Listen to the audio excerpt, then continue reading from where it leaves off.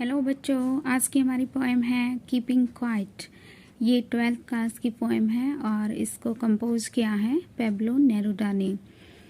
चलो आज हम इसकी समरी करते हैं। This poem is compose bye Pablo Neruda. ये जो पोएम है ये पेब्लो नेरुदा की कंपोज की हुई है। The poem gives great value to meditation and self introspection that helps a person to understand himself very deeply.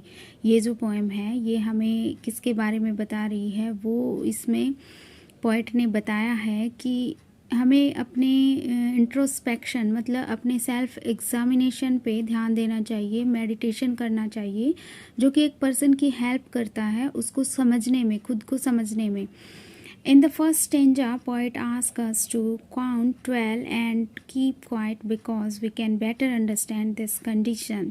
और पहले ही स्टेंजा में पोइट ने हमसे कहा है कि हम 12 तक काउंट करें और बिल्कुल चुप रहें, और ये एक ऐसी कंडीशन होगी जिसमें हम अपने आप को या अपना इंट्रोस्पेक्शन अच्छे से कर पाएंगे, हम अपने आप को एग्जामिन कर पाएंगे इस कंडीशन में।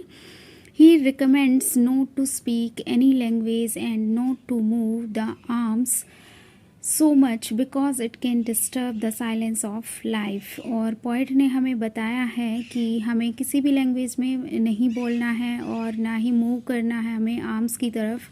आर्म्स का मतलब यहाँ पे हथियारों से या युद्ध से है। ये एक पोएम है जो कि एंटी वॉर है और इसमें पोइट हमें यही बताना चाहते हैं कि हमें वॉर की तरफ नहीं जाना है और ना ही किसी लैंग्वेज में हमने बातें करनी है, हमें सिर्फ बिल्कुल शांति से रहना है। और इससे क्या होगा कि हमारी जो साइलेंस है लाइफ की वो डिस्टर्ब होती है जब भी हम वॉर या किसी लैंग्वेज पे या कास्ट पे या किसी उस पे झगड़ा करते हैं। तो there should be a pure environment without a rush. और तब क्या होगा, बिल्कुल अच्छा इन्वायरमेंट होगा बिना रस के, बिना भीड़ भाड़ के। He wants to create an exotic moment where there is no traffic and noisy environment and life is very smooth.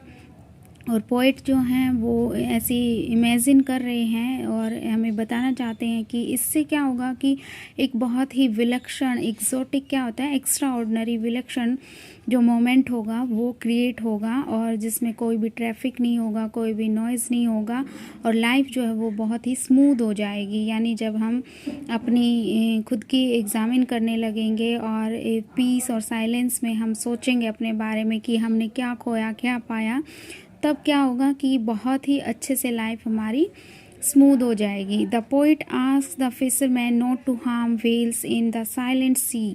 और पोइट हमें आगे कह रहे हैं कि जो फिशरमैन हैं जो उनको साइलेंट सी जो है उसके अंदर व्हेल्स वगैरह को जो है हार्म नहीं पहुंचाना चाहिए, एक्वेटिक एनिमल्स को।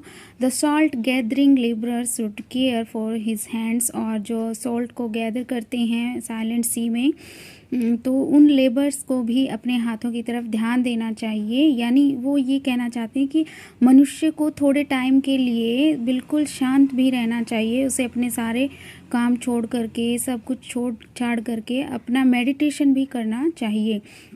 We should not keep the thought of revenge in our minds. और हमें अपनी माइंड्स में कभी भी रिवेंज का थॉट नहीं रखना चाहिए, बदले की भावना नहीं रखनी चाहिए। He is also against wars because it only destroys the peace of life. और आगे हमें वो बता रहे हैं कि पोइट जो हैं वो बिल्कुल वार के अगेंस्ट हैं, चाहे वो कैसा भी वार हो, चाहे वो फॉरेस्ट को काटने की तरफ, जैसे ग्रीन वॉर को बताया है पोइट ने इसमें, और जो आर्म्स वाले या हथियारों वाले जो वॉर हैं उनके खिलाफ भी हैं। तो वो कहते हैं वो हमारी लाइफ में जो भी हम कर रहे हैं उसके बारे में हमें एग्जामिन करना चाहिए और हमें वॉर के अगेंस्ट होना चाहिए, क्योंकि ये पीस ऑफ लाइफ को डिस्ट्रॉय कर देता है। Many women loss their husbands and son. बहुत सारी ऐसी वुमेन हैं जिन्होंने वॉर में अपने हस्बैंड को, सन्स को खोया है। The soldier must take off their army dress and spend some time with their loving ones. और आगे पोइट ये कहते हैं कि जो सोल्जर होते हैं जिनका काम लड़ने का होता है आर्मी में, तो उनको अपनी ड्रेस को एक बार उतार करके क्या करना चाहिए, थोड़ी देर के लिए या भाई उनको मेडिटेशन करना चाहिए और अपने लविंग वंस हैं जो उनके परिवार वाले हैं उनके साथ कुछ टाइम स्पेंड करना चाहिए। The poet does not advocate total inactivity and death. और पोइट आगे ये भी कहते हैं कि मेरा कहने का मतलब ये नहीं है कि बिल्कुल ही तुम इनएक्टिव हो जाओ या बिल्कुल ही डेथ से तुम इसको इसकी सिमिलैरिटी कर दो कि पोइट जो हैं वो हमें बिल्कुल काम करने के लिए नहीं कह रहे, बिल्कुल डेड होने के लिए कह रहे हैं या बिल्कुल इनएक्टिव होने के लिए कह रहे हैं। तो पोइट उसको एडवोकेट नहीं कर रही हैं टोटल इनएक्टिविटी को। He simply wants the people to understand the meaning of life. वो केवल इतना चाहते हैं कि लोग जो हैं वो अपनी लाइफ का मीनिंग समझें, अपने आप को एग्जामिन करें।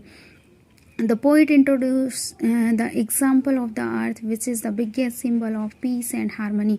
और पोइट आगे हमें अर्थ का एग्जाम्पल दे के बताते हैं कि जो अर्थ होती है उस पे वो एक बहुत ही बड़ा सिंबल होता है पीस और हारमनी का, क्योंकि अर्थ जो है वो सब कुछ सहन करती है और इस पे जो भी, जैसे उसने एक उदाहरण दिया है पोएम के अंदर कि जो सीड होता है वो हमें लाइफलेस लगता है लेकिन बाद में वो उगाता है, उसमें लाइफ आ जाती है और वो अर्थ पे रह के ही उगता है। तो अर्थ जो है इसका बहुत ही बड़ा सिंबल है पीस और हारमनी का। The sadness that the poet refers in the poem is not understanding self. और सैडनेस को उसने रेफ़र किया है कि जो लोग हैं जो अपने आप को नहीं समझ पाते हैं वो एक सैडनेस है, वो उदासी है। In this poem, poet wants to talk about the importance of quietness, which develops a feeling of mutual understanding among human beings। और इस पोएम में पोइट जो है वो इसी के बारे में बात कर रहे हैं कि जो क्वाइटनेस है, जो शांति है, उसकी क्या इम्पोर्टेंस है, उसमें हम क्या सोच सकते हैं, क्या कर सकते हैं जिससे हमारे अंदर फीलिंग आती है म्यूचुअल अंडरस्टैंडिंग की। और इसी के कारण जो है पोइट ने इस पोएम में इम्पोर्टेंस दिखाई है क्वाइटनेस और पीस की और हारमनी की। तो ये पोएम जो है ये एंटी वॉर पोएम है और ये मेडिटेशन पे ज़्यादा जोर देती है जिससे कि ह्यूमन के अंदर अंडरस्टैंडिंग की फीलिंग आती हैं। और this is all about the poem. Next poem हम अगली वीडियो में करेंगे। Thank you.